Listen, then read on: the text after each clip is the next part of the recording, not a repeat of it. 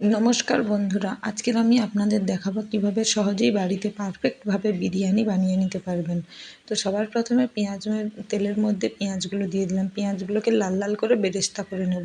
তো বেরেস্তা করে নিতে অল্প একটু চিনি দিয়ে দেবো। তো বেরেস্তা হয়ে গেছে, এরপরে আমি ওই তেলের মধ্যে দিয়ে দিচ্ছি পেঁয়াজ বাটা দিয়ে ভালো করে নাড়াচাড়া করতে থাকবো।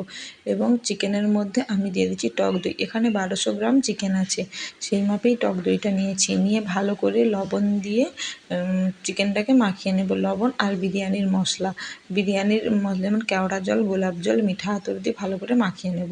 তো এরপরে দিয়ে দিচ্ছি আদা রসুনের বাটা। মশলাটা ভালো করে কষানো হতে থাক। কষাতে কষাতে যখন তেল ছেড়ে আসবে তখন এর মধ্যে দিয়ে দেবো লঙ্কার গুঁড়ো, হলুদ গুঁড়ো, পরিমাণ মতন লবণ, আর দিয়ে দিচ্ছি টমেটো বাটা।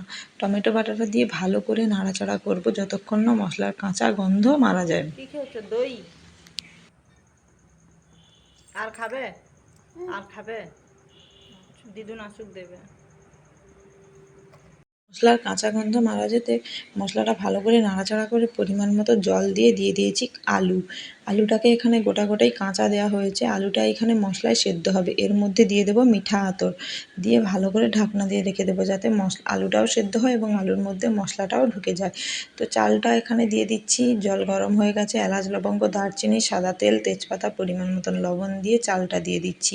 দিয়ে ভাতটা ফুটে উঠলে এরপর একের পর এক লেয়ার দিয়ে বিরিয়ানিটা সাজাতে থাকবো। তো আলুটা সেদ্ধ হয়ে গেলে ওর মধ্যে কড়াইতে আমি চিকেনও দিয়ে দেবো। চিকেন দিয়ে ভালো করে নাড়াচাড়া করে চিকেনটাকে সেদ্ধ হতে দেবো প্রায় আধা ঘন্টার মতন।